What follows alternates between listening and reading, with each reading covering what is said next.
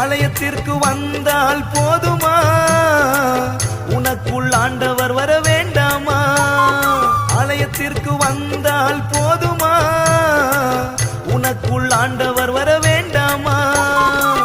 கர்த்தருக்கு பிரியமா வாழணும் தெரியுமா?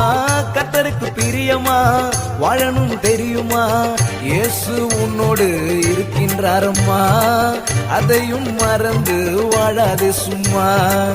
இயேசு உன்னோடு இருக்கின்றாரையா, அதையும் மறந்து வாழாதே பொய்யா.